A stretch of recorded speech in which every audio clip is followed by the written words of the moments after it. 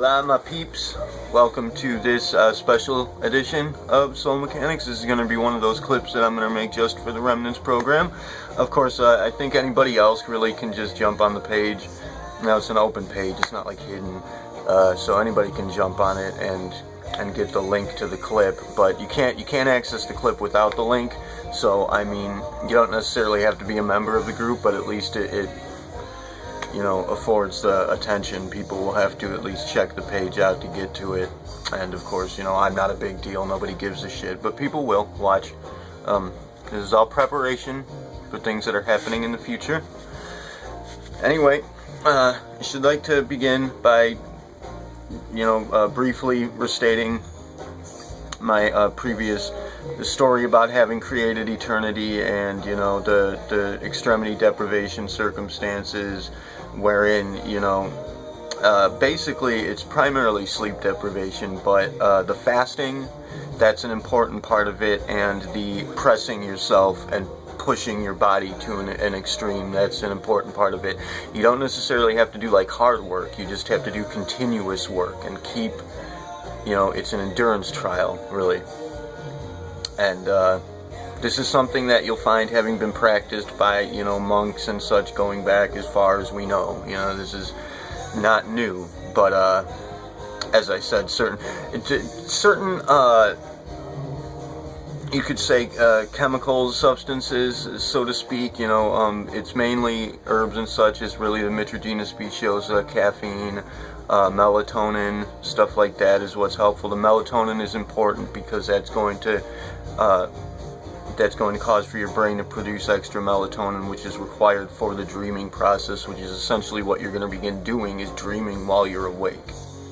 And as I said, at that point, when you fused the dream state and the awake state, which is obviously not, you're going to achieve a higher sense of lucidity where the two of them fuse together, and you do in fact slip into the ether, into a kind of a different world that, you know, I'm fully convinced I've witnessed the existence of an entirely different world. And other people have done this too, I'm not the only one. So I mean, if I'm crazy, we're all crazy. And I'm gonna try and get that across as clearly as possible in this clip. But something else that I've recovered from extremity deprivation circumstances, and this one was recovered from, I've mentioned that you might recover memories, you begin to recover memory data from perhaps previous lives, so to speak. It's impossible to tell whether you've actually like lived these lives, or you are living these lives, or you're just recalling memory data from it. The fact is that you do have this memory in your DNA, so you can, and I mean, ultimately you are everybody, so it's not like a past life, like you're a certain person in the past. You're every fucking buddy in the past, and in fact the past is not actually happening in the past, nor is the future happening. Like we're in the past right now. We'll get to that later. We'll get to that when we get back to the present, which is where we're going. That's where we're headed. That's where I'm directing us, at least. Back to now. But this one I recovered from actually being deprived of the resources that were required to recover. And this is resources that I utilize on a regular basis. So when I do not have these resources, there's a certain type of a withdrawal effect that takes place wherein your brain goes into panic mode because it believes that you're lacking something that you require to survive, where in fact you don't. I mean, I've gone ahead and proven that for a great span of time, at least a week or so, you really don't require any food or water or anything to survive. People will say you need a certain amount of water each day. Well, I call bullshit. Bluff. Bullshit. Proven that to be the case. I've done it myself, seen other people do it. You do not require, you know, obviously you don't require much of anything really for a certain span, and there are certain people who it's said have survived for many years without it. It could be myth, but we're going to investigate that. But you know, I believe it because I've seen the scientific testing for it. These people have been, on 2 occasions, this certain person has been placed into, you know, laboratory circumstances and tested you know, for I think a month at a time to see if he could survive without food or water, and he in fact did. Not only did he, but he thrived, and there's proof of that, there's evidence of that. So I believe it, and as I said, I've done it myself to a certain extent, so I thoroughly believe it. Depriving yourself of oxygen obviously can get to be a little tricky. You don't want to try that. That sucks, but who knows, maybe we'll get there someday. Anyways, this is where, as I said, the brain goes into a kind of a panic mode when it believes that it's lacking something it requires to survive. And this is what we call separation anxiety, by the way. This is why people have so much difficulty with, you know, why romantic love can become so dangerous, and why people fear it, really, is because when you are with somebody for a while, and it could be as little as like a year or even a few months, I've experienced this, where you just love somebody so much, and you spend so much time on, invest in somebody so much that, you know, if you lose them, you know, just immediately, if you're cut off from them and then they leave, you know, for whatever reason, in my case, it's always a backfire for me. It's always a karmic thing, because I usually wind up hooking up with people who, unbeknownst to me, I would not take somebody else's lady, you know, outright. That I mean, I'll fight for her if I want her, but I'm not gonna just gank her. That's shitty, that's sleazy, that's disrespectful. You do not step in another man's fucking territory in that way. That's highly disrespectful. Tis tis, no no. But as it seems, in most cases in my past, I've always managed to somehow hook up with a girl who was hiding a boyfriend she had, and then she winds up cheating on me with somebody else, and that's how that works. But so I always lose her. That's okay though. I get over it. But you know, in these circumstances, you experience separation anxiety, where in losing that person, your brain actually believes you require them to survive. It associates them with your parents from when you were a child, and it puts you in a position wherein you believe you're actually like helpless and hopeless, and without any caretaker whatsoever, wherein you are the caretaker. So that's something you want to keep in mind when you get into those kind of circumstances. You are the caretaker, and you always have to be prepared. If you're with somebody, there's a good chance. I'm not going to say there's a good chance. Everybody should experience romantic love and keep it going, you know, and fight for it. Romantic love is something you need to fight for.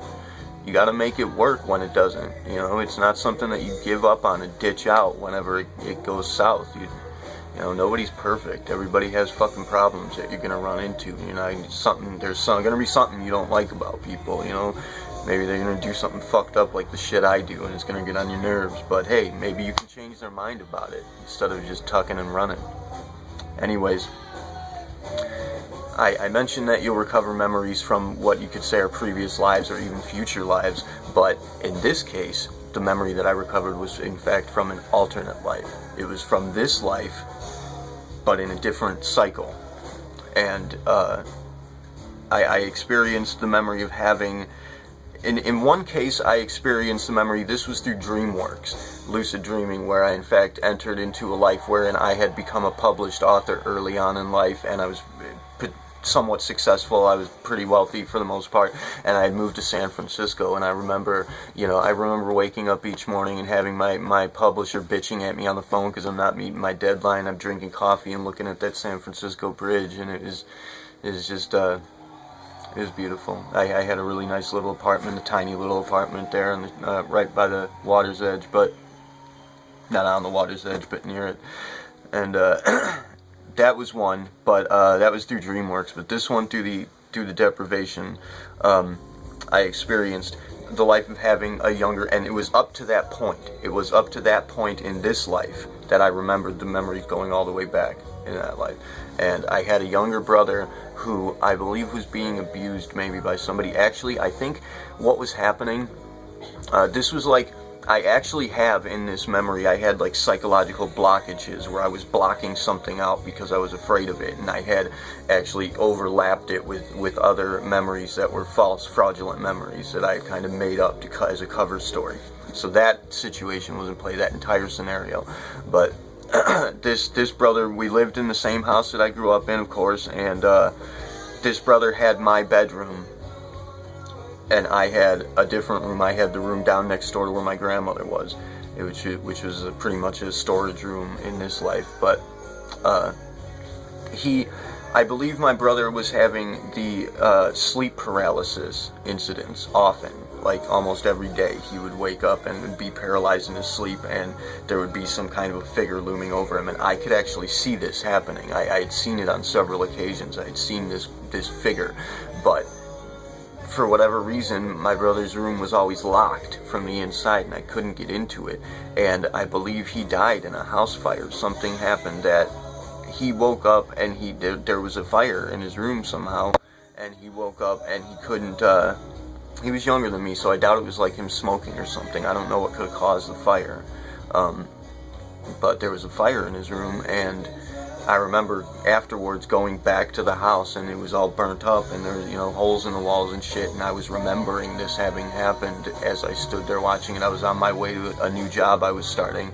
I was on my way to go to the rapid station, and I stopped by my old house, and there was a padlock on the door at this point, because it was all burnt up inside, and like the holes in the floor and shit. They didn't want anybody getting in there, whoever was running the joint at that time. But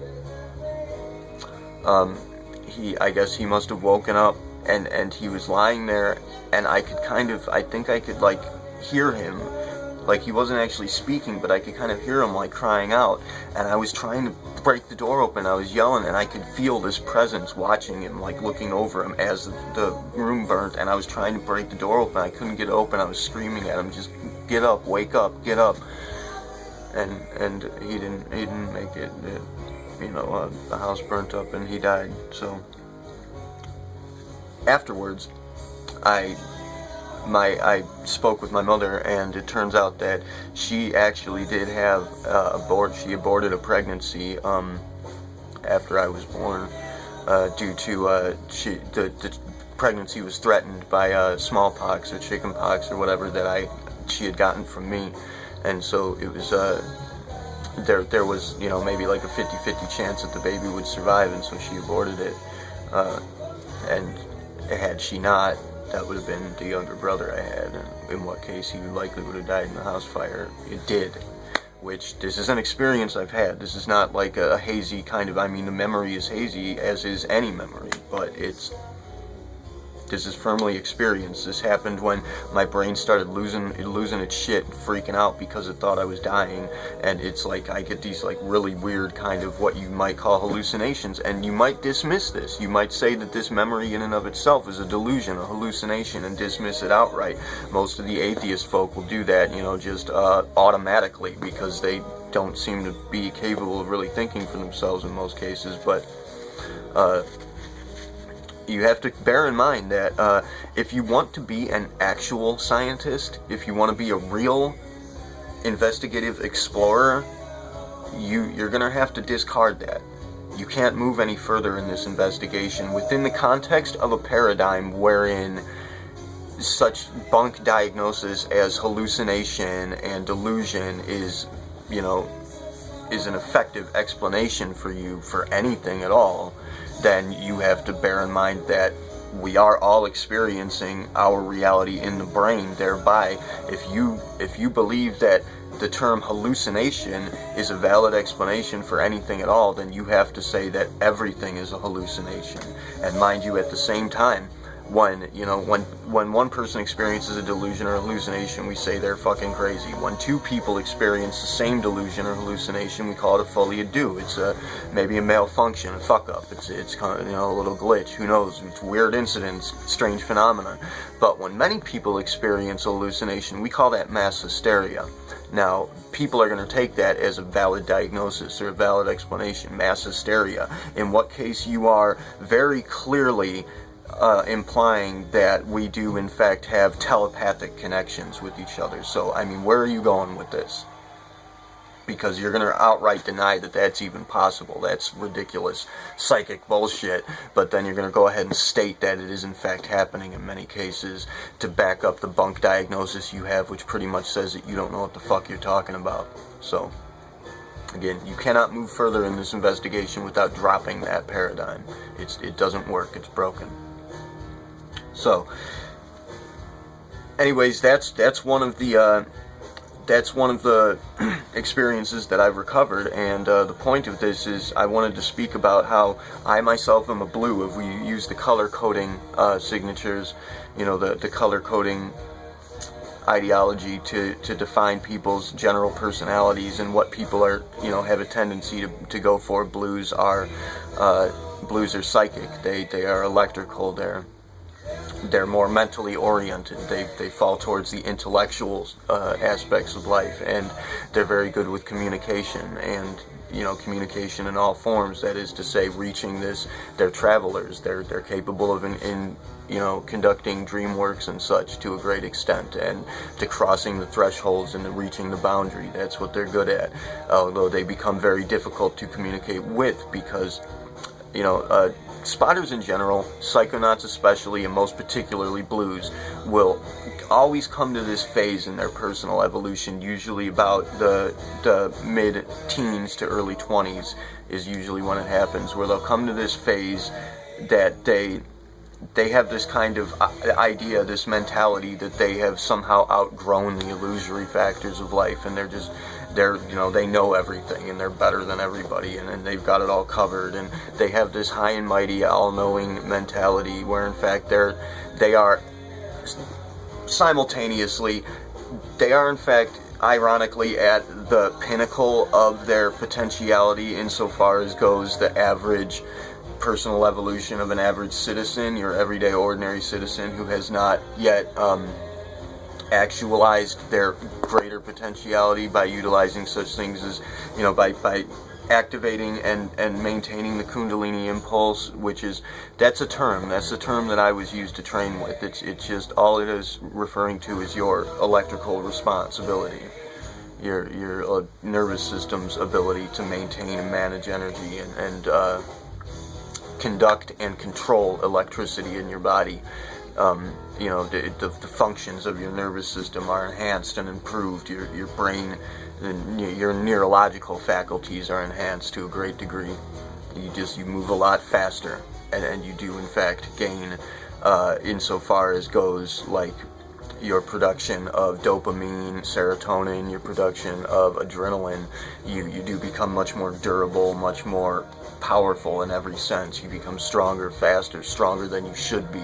You know, at that point you become aware that you don't really need big muscles to move things. You can manipulate gravity, and you can manipulate gravity in so many different ways. You can warp time and move faster than other people. In various senses. That's something I got to get into. I've been meaning to for a while. I'm not going to get into it here, but the blues especially, but anybody in this along this path will reach that phase wherein they think that they know everything, and that this is when blues, psychonauts especially, are going to be reaching out to the boundary, and they're going to be exploring the outer, more deeper depths of the abyss that is the human psyche. And they're going to, when they reach the boundary, they're going to experience this truth that we've all found. And one of two, you know, they're going to reach one of two conclusions, or they're going to come to one of two improvisations, pretty much, for all intents and purposes. A, they're going to get scared and they're going to run away. And either they're going to, you know, become hermits and like lock the world out. They're going to hate the world and think pissed off at everybody and have this angry, frustrated mentality. They're going to put people down. They're going to put themselves down. They're going to just try to lock themselves away from society in general, which is not the answer. It's not going to work. We need to come together. You can't do it alone, whatever it is you're trying to do. That's why there's more than one of us. Because we need each other. Our relationships are what matters. Whatever you've collected out in the ether on your own, you know, if you find any valid information that you can make use of here in this world, great, but it's only useful within that context. This, you're going to find when you go out to the boundary that what really matters is this, the surface, what we're doing here out in the open together. Our relationships to each other is the only thing that's real. It's the only real thing. Our relationships. all of our associations, not just our relationships between people, but every association. Our reflections is what matters, is what's meaningful to us ultimately. But they're going to get scared and run away. They might become hermits, or in many cases they'll seek shelter. Shelter such as psychological shelter, such as either they'll reach the divide and they'll clip and run one way or the other. They might run to religion and that's right, Q. That's right, Q, whining for food. Wookie.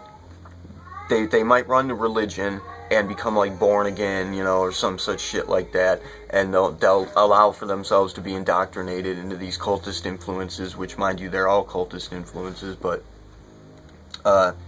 they'll decide that the frightening things that they've reached in the boundaries, or near the boundary, in the depths, the frightening experiences that they had are like demons or something. This is where religion's going to jump in and hijack you. This is how they do it. When you're weak and defeated, when you're scared, when you've met with your inner demons, religion's going to jump in and it's going to say, those are demons, those are real demons, and that's evil, and that's Satan, and they're going to convince you, or you're going to allow yourself to be convinced of that, and you're going to go ahead and you're going to drop it all, block yourself off from that aspect of yourself again. You're going to block off your spirituality, cut and run, isolate yourself from your actual spiritual aspects. You're going to say, Jesus is the answer to everything, whatever that means, and that's going to be the end of it. Or, you run to the atheist side, the scientific approach, and you'll again cut yourself off from all spirituality. And this is the real divide here. The divide between atheism and religion, it's a bullshit hoax. It's an illusion. The division between creation and evolution, it's not really happening. The real divide is between you and your true spirituality. And both sides are going to do that. And atheism is going to do the exact same thing as religion, except it's going to worship Darwinian evolution as its god, and scientism. It's going to ask you to proselytize. It's going to tell you to step in. If you know anybody, have friends or family who has beliefs like this, you better sit them down and have an intervention, that sort of thing, because they're crazy and you need to help them get better by indoctrinating them into our atheist cult. And you're going to do exactly the same thing as religion, and what you're going to do in that case is suggest that these inner demons are illnesses, psychological ailments, malfunctions, and then you're going to have them talk to a therapist and get medicated and start fucking around with the chemical, their chemical signatures in the brain, and just start going down that route, which is what's leading the whole world to mass psychosis. In case you haven't noticed, every fucking day we have a new experimental drug on the market because people are experiencing new psychosis symptoms for reasons unknown. Why? I wonder why. It's a repeat addiction again and again and again. In either case, you're going to do the same thing with either one, religion or atheism. But atheism obviously is going to be the more dangerous one, because not only are you entirely cutting yourself off and killing the very concept of a god, which is going ahead and doing exactly what religion wants you to, by the way. Religion wants you to discover its fraudulence and cut yourself off from God altogether. Because they're behind it all, the people who constructed this design know what God is. They do not believe in their fucking mythologies. That's bullshit they made up to trick you.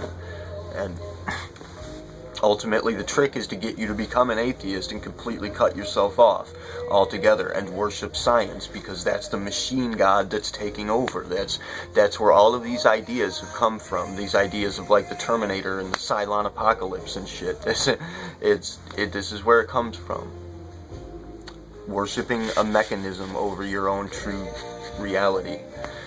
But what they're going to find out there, they're going to keep repeating the second thing that they're going to do if they don't get scared and run away and seek shelter. They're going to just keep trying to get out there further and further and further. They're going to keep pushing it without having any patience or wherewithal to stop and take a breath. And this is where many people are going to overdose, or they're just going to, fuck up their brains so bad they go crazy, or what have you. It's going to be this is where they get addicted to it, and they get stuck trying to get out there because they think they're finding something.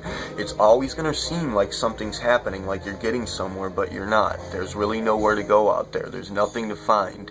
There's one of two things you're going to find when you get out to the boundary. A, you're going to find the absence of anything. Just absence, general void. And some people are even going to seek that, thinking that's the answer, like that's eternal peace. Well, I guess it is, but it means you gave up, really. You're trying to run away from what really matters. Your life is what matters. But you're going to find the absence, the shores of eternity, so to speak, or you're going to find that, you're also going to find at the same time that beyond the absence, it seems as though there is something communicating with us, something outside of eternity. It really seems as though there is something there that's thoroughly convincing. I mean, it could very well be a reflection of us. It could be an actual hallucination, but it doesn't seem to be, and we're all agreeant on this. Everyone who's experienced it thoroughly believes that there's actually something attempting to communicate with us from beyond the boundary. It's something entirely alien to our very concept of comprehension altogether. Now, this, as I said, they'll repeat this addiction, they'll get into a loop there, and they'll just keep trying and trying until they kill themselves with it, or just get lost entirely. Now, this is what many elder traditions have called a dweller on the threshold.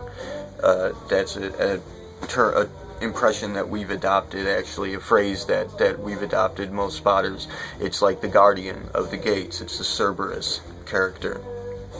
And it's generally thought of as to be like your shadow self, your alternate psyche, your other, the daemon, the other, the existential it, that's essentially the God figure, the presence that is on the other side, which, that's something that the Remnants program is attempting to do.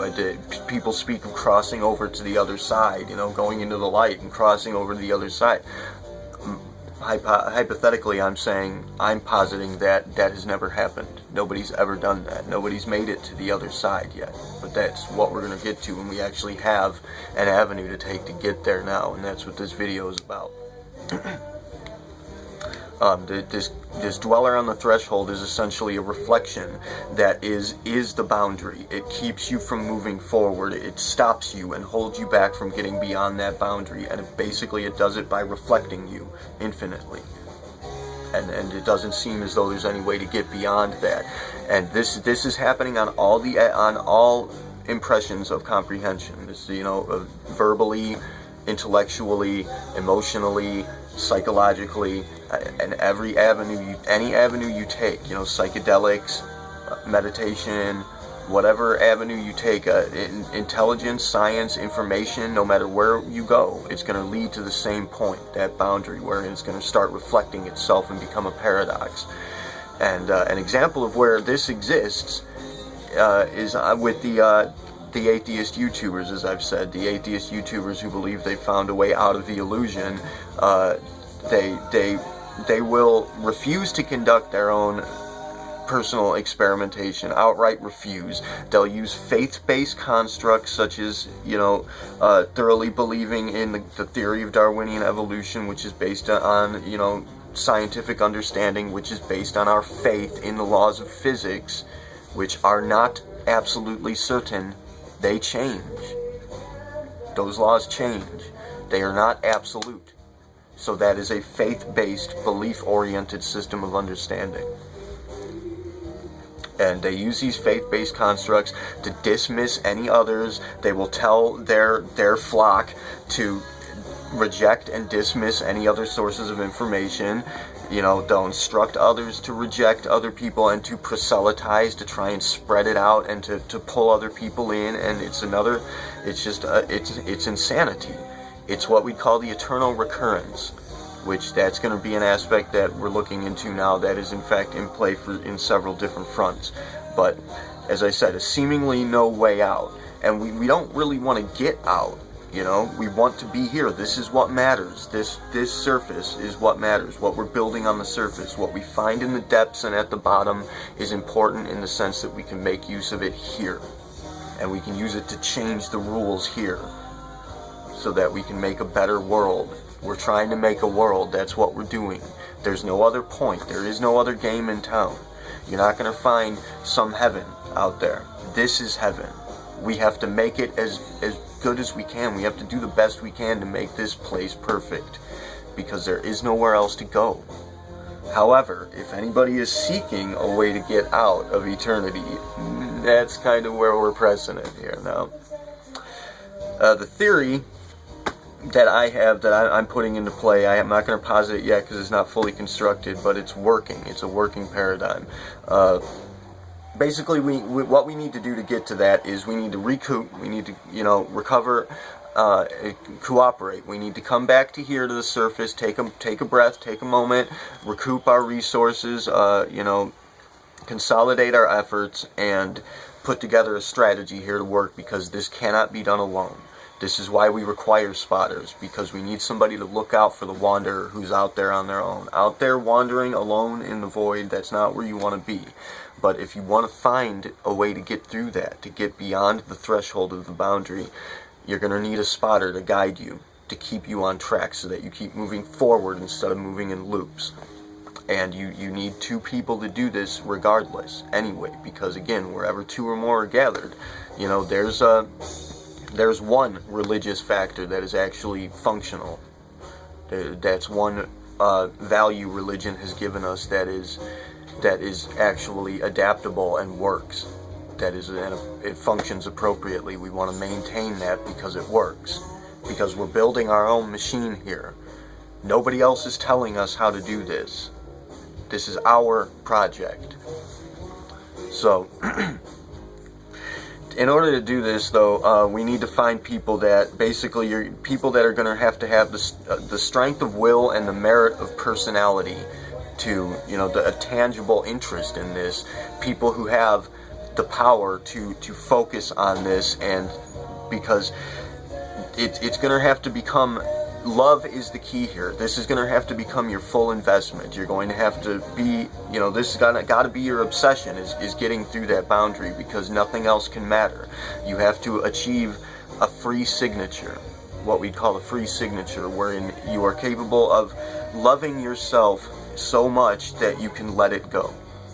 If you love it, let it go. Surrender, another religious value that actually plays, that stands to reason. Surrender to love is the key. It really is the actual key, tangibly, scientifically. So, that is, that's what we want to do here. A key to reaching that, also just a little trick you can use to kind of get to where we're, obviously I'm not even certain if I want to do this. I like my project. I want to be a part of it. I don't want to leave, but I am an explorer, and I do want to explore this avenue. So I'm not asking anybody to commit to this yet. I'm saying that that may be something in the future. I want to get people together to look into it, to investigate it. But we have to adopt a paradigm of absolute situation. That's what spotters have been trying to do since the beginning of forever.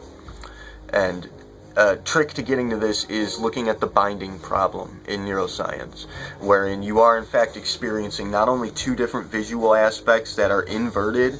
Again, time is moving in reverse. Everything is inverted.